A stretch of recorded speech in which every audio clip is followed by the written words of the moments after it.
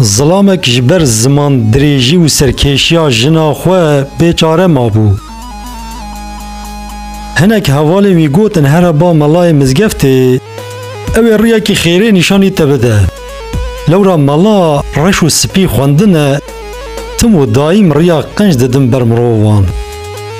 ظلام رابو هات با ملا درد خود تف جیرا گوت. گلی و گازن جنا خو جیرا کر گو از دخوازم تریا کی خلاصی بدی بر من.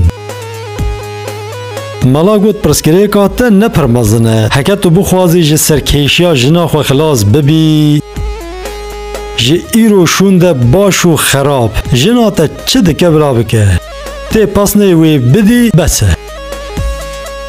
ظلام گوت باشه از وصا جه خلاص ببیم جبو من پر حسانه. بو ایوار ظلام هات مال جناوی شیف دانی بری او خو بیدن کر لپیشبری وی رونشت.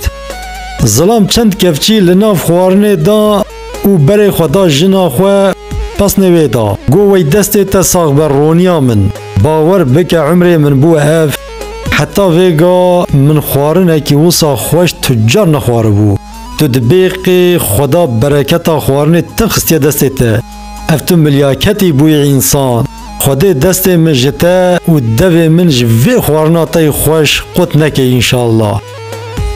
پشت ایوان وصف و پسنا ظلام سکنی و جنه بدنگه کی بلند دست بخبردانه کر.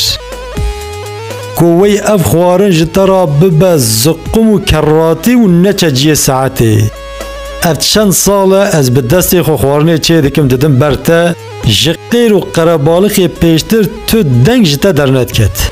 لی اف خوارنا ها بریا ویگا جنکا جینارا معانی هیتا دو کفچی لی ندانه تو نزانی تی چوا پس نوی بدی هی خدا بلا خوب دته.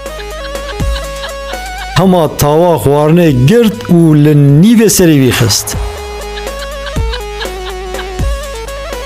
گلی حوالا هنک تشت هنه گاوا چه نبه چه نابه جبو دل خوش کرنا تو کسی خو نوستینن مروف چه دکه بلا بکه هر تشت لبای جوری خلاص دبه گوتنه کی پیشیا هیه دما لی تی دبیجن جیتی مسئله تبلی هاتنه شیرت عملوان زوجی اوه هکن نافبرا و جنا و نخوش به هونجی بخبرا وی ملای بکن لی دما و تاود دست وان دا دید هاجا سری خواه بن لورا عور علامت بارانیه دا بمینند خوشی دا